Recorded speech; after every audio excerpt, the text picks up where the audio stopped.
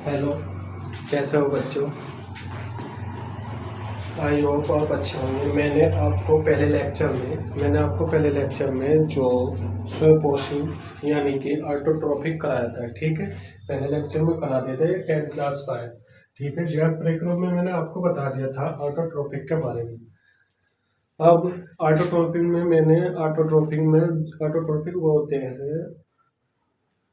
Autotrophic वो होते हैं स्वपोषी पोषण, ठीक है, जो अपना भोजन खुद से बनाते हैं। जैसे पेड़ पौधे हैं, पेड़ पौधे के बारे में बताया था। पेड़ पौधे जो है अपना भोजन प्रकाश की उपस्थिति में बनाते हैं। प्रकाश की उपस्थिति एंड प्लस पानी भी होना चाहिए, तो वह अपना भोजन वो खुद ही से बना लेते हैं। उसके बाद मैंने पेड़ की पत्ती पत्ती ली थी और उसमें छिद्र के बारे में बताया था। जो रंध्र होता है, रंध्र के छिद्र के बारे में बताया था, जो गैसों का आदान प्रदान होता है, ठीक है। एक पॉइंट और है, उसको और याद रखना। यानी कि एक पॉइंट और है, पेड़ जो है रात्रि क्षण में कार्बन डाइऑक्साइड लेते हैं, ठीक है, और दिन में ऑक्सीजन सिक्रेशन करते हैं।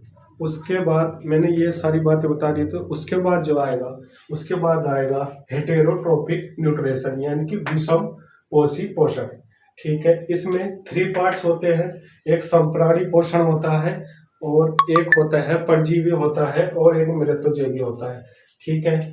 तो संप्राणी पोषण जो मतलब पहले इसकी डेफिनेशन होती है। विषम पोषी जो होता है, विषम पोषी में वे जीव आते हैं जो अपना भोजन खुद से नहीं बना सकते, वो दूसरे जीवों पर निर्भर रहते हैं, ठीक है। उसे विषम पोषण कहते हैं, ये ध्यान रखना, ठीक है। विषम का मतलब ये है, 3 संख्याएं जो होती है उन्हें विषमी कहते हैं। ये 3 पार्ट्स होते हैं। संप्राणी पोषण वो होता है जो जीव अपना भोजन का अंतर्ग्रहण में पाचन करते हैं, यानी कि अंदर की तरफ डाइजेशन करते हैं। तो वे ऐसे जीव कौन से हैं? अमीबा और मानव है। मानव अपना डाइजेशन अंदर की ही तरफ करता है, ठीक है, इंटरनल डाइजेशन, ठीक है। ये समझ में आ गया। मृतोजीवी वे जीव हैं जो अपना भोजन सड़े गले कार्बनिक पदार्थ से प्राप्त करते हैं। यानी कि इसका एग्जाम्पल जो है, जैसे आप बोले, जैसे ब्रेड रख दिया, अचार हो गया। ब्रेड जैसे बहुत दिन हो जाते हैं रखो, तो उस पर फुई आ जाती है, तो वो ही फफूंदी होती है या कवक होता है, ठीक है। ये बात आपको ध्यान रखनी है। और परजीवी जो होता है, वे जीव जो बॉडी को, यानी कि वो जीव ना भी मरने पर वो अपना पोषण उसी बॉडी से प्राप्त करते रहते हैं। जैसे अमरबेल, जू, फीताक्रीम। अमरबेल जो है ये पेड़ पर होती है। आपने देखी होगी, ज्यादातर जो बड़े बड़े पेड़ होते हैं ये उन पर रहती है, पीली सी होती है, तो ये वहां से भोजन भी प्राप्त करती रहती है। एक होती है जू जो है, जू तो मानव के बॉडी यानी कि बालों में मिल जाएगी। ये बॉडी को कोई नुकसान नहीं पहुंचाती, अपना पोषण वहां से ही प्राप्त करती रहती है, यानी कि अपना फूड मटेरियल वहां से ही प्राप्त करती रहती है, ब्लड के द्वारा, ठीक है। फ्रेताक्रीम ये होता आत्म। ये आपने देखा होगा, ये जीव बहुत मतलब छोटा सा होता है।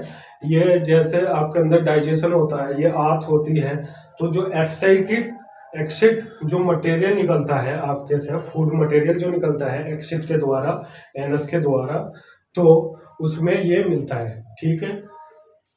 अब मानव में पोषण देखते हैं किस तरह से होता है। मानव में पोषण एक आहार नाल होती है, एलिमेंट्री कैनाल होती है, जो मुख से यानी कि पस द्वार तक फैली हुई होती है, ठीक है। ये बहुत लंबी भी होती है। जो जब हम खाना खाते हैं और मुंह में रखते हैं, जब हम खाना खाते हैं, जैसे हमने टुकड़ा लिया, हमने रोटी ली, जैसे हम अपनी जीभ पर रखेंगे, तो जब उसी टाइम पर एक लाल ग्रंथि होती है, तो उसमें अपना सिक्रेशन करती है। वो जो खाना है वो रसीला बन जाता है, जो रोटी थी वो रसीली बन जाती है।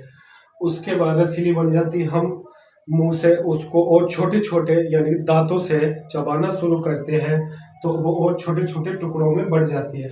उसके बाद वो खाना फूड पाइप के द्वारा नीचे आएगा, गिलास इसोफेगस।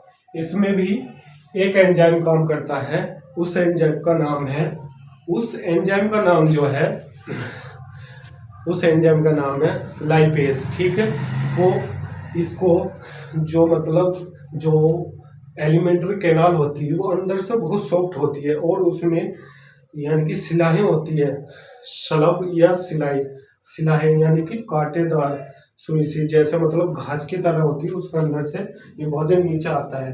तो स्टोमच में आता है जठर ग्रंथि। स्टोमच जो होता है अमाशय जो होता है, इसमें आपको जठर ग्रंथियां मिलेंगी। जो जठर ग्रंथियां होती हैं वो हाइड्रोक्लोरिक क्लोराइड अम्ल बनाती है। ठीक है, और प्रोटीन और पेप्सिन सिक्रेशन करती हैं। सिक्रेशन करने के बाद ये सारा सिक्रेशन और लीवर जो है पित्त सिक्रेशन करता है। उसके बाद सिक्रेशन करता है। उसके बाद ये जो सारा मटेरियल है ये जो आता है ये छोटी आत्मा आता है। ठीक है, इसे शास्त्रित बोलते हैं। जो ये छोटी आत्मा आता है, उसके बाद आने के बाद तो यहाँ पर कार्बोहाइड्रेट एंड प्रोटीन और वसा का अवशोषण होता है। अवशोषण किस तरह से अवशोषण होता है? तो अवशोषण होता है, ठीक है, जो छोटी आंत होती है उसकी जो अंदर की इंटरनल लेयर जो होती है वो खाने को अवशोषित करती है। अवशोषित करने